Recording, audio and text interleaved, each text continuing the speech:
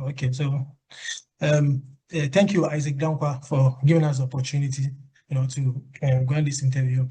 And this is our third episode with you. The first one was with Daniel Sarko, the second one with LC, and you are the third person. We are grateful for the opportunity you guys are giving us. So, we shouldn't waste much time. Let's just jump to the question. And first of all, I would like to also introduce myself. My name is Francis Ognon, and I'm the admin assistant at Obene Inc. And I would like to also, I want you also to introduce yourself. So, this is Isaac. Can you also give us a brief introduction about yourself? Then we shoot on. Like All please right. tell us your name and what you are currently teaching. Okay. I am Isaac Dankwa. I'm currently teaching mathematics. Okay. At Greater Grade. Okay. So Sure. thank you, Isaac, for giving us the opportunity. So our first question will be, what does life look like outside the classroom?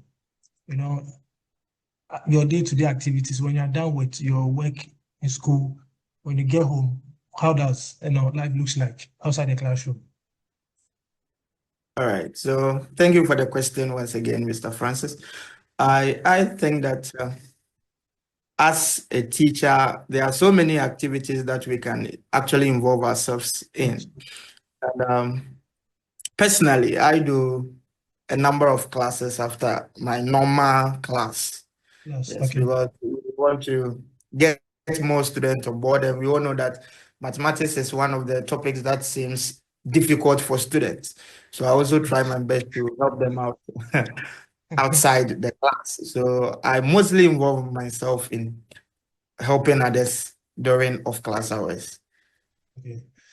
I think that's a good thing. I know most people don't like mathematics. Myself, I don't like maths, Yeah, So, that's the issue. so it is a good thing that you're helping the kid. That's a good one because if you pick, let's say, about 10 children right now, probably only two will say they like maths, So it's good of so it's good of you to do that. And our second question is, how do you blend, work life with family and other responsibilities, like from work, as you said, after school, do a couple of classes. I'm sure, like you have a family as well. Even if you're not married, I know you have like a family. So how do you blend all those? Oh, are you married? Are you married? No, sadly no. Okay, okay, fine. No, So how I'm do not. you blend all those ones from work and then home and all those things? How do you blend your life? It all boils down to time management. Time management. And I know that every teacher knows much well about managing time effectively. So if you manage your time effectively, you always be able to blend the two, because classes hours, I think, begins at my end. I begin class at 7, latest by 7:10 I've begun. Then I close around 4. So from 5 to 6, that is where I do my classes. So mostly I have time for the family from 7 till we part ways to sleep. Yes. So, and weekends too, I do a couple of classes. The rest is for the family. So it's about being time conscious, knowing when to do what and when to do the other stuff as well. So everything is about time management. It looks like you don't have enough rest. Looking at what you are saying, you're always busy. I always help it. Yeah, I think that's a good thing. And so that gives us the next opportunities for the next question. And how do this personal commitment influence your teaching approach and mindsets? Your in your normal working hours, and when you are off from work, when you get home, how how does your personal commitment influence your teaching approach and your mindset all together? Sure. I believe in one thing. I always say that I want to help people understand the concept of mathematics, because people see the subject as a lion. Yeah, that will hunt them. Sure. Yeah. So I want to bridge that gap between the students and the concept understanding mathematics. So I always have this mindset of pushing people, helping people to understand the subject. So if it even takes a little more time for me to make them understand, I just do it. And I think that some of the commitments I do and the sacrifices I do are paying off. Sure. Yeah. And I also think with what you just said, mostly is from let's say from our beginnings. How, let's say when you're in the lower primary, so let's say from class 1, how um how the math teachers approach the subject to us. Exactly. So yeah, so growing up, probably when you get to class 3 or class 4, you're already running away from maths. Because let's say from class 1, you see it as no, the most difficult subject in the world. So before you get to class 4, you're already done. You don't want to hear anything maths. Yeah, so I'm glad, you are putting that, and I also think we should find ways and means to make it as lively as other subjects. I know most kids like, let's say RME and those things because they enjoy the storytelling and everything behind it. So I feel our math teachers will also do that so that like the kids or anyone being approached to learn maths will be happy instead of being, hey, 1 + 1, 2, Yeah. That's sometimes it scares the children. Sure. Yeah. It's Yeah. pedagogy. That's the method some of them employ. And I think that's not helping at all. Yeah.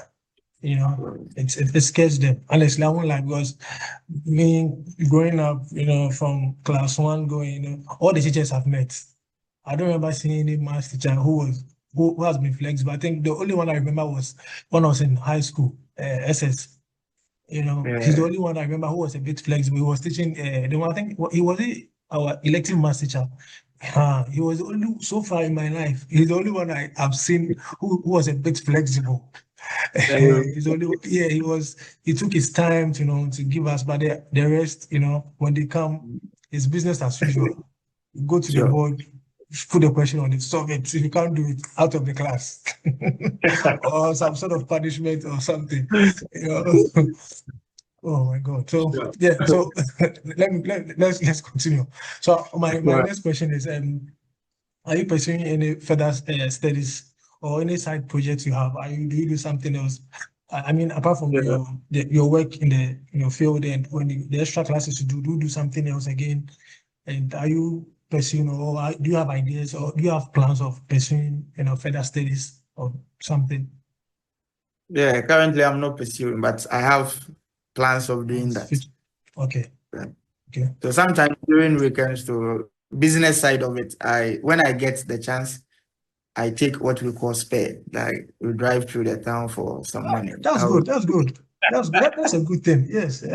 Money must be made. That's a good thing. Yes. Sure.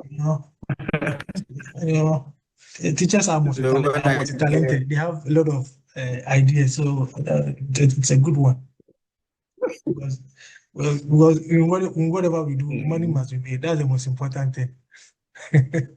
Okay, so now let's go to the second aspect of the interview. When you apply, I think you selected 2 options. So we have teaching the rural Ghana and then also beyond the chalkboard chronicles, like what you do, as a teacher, like in your classroom, after the classroom, what you do. So now let's go to the second part. I'm sure this part will be more, I'm interested in this part. I want to hear about what you do, because I once visited your school and I like that area. I told myself one day if I get the opportunity, probably I might move to that area. I like those areas.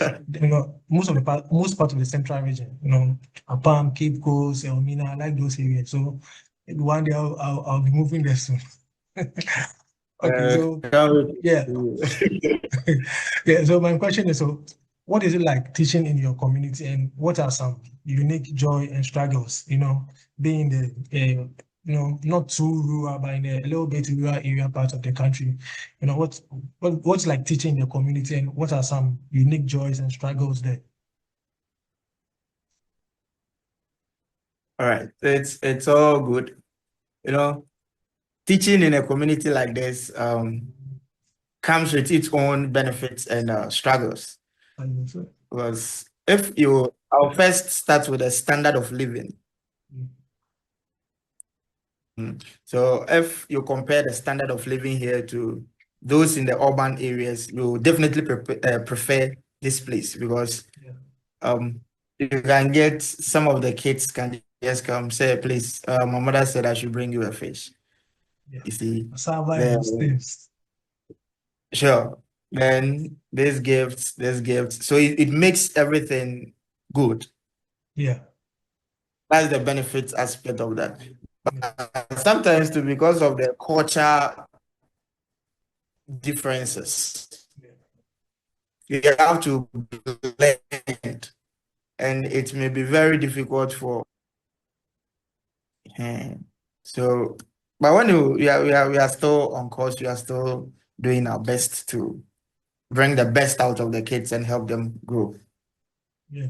So in regards to what you said, even in the urban areas too, I'm sure they have their own challenges. Every workplace have its own, its pros and cons. So, but personally, I haven't had opportunity to teach in the rural area before, but I've taught in the urban.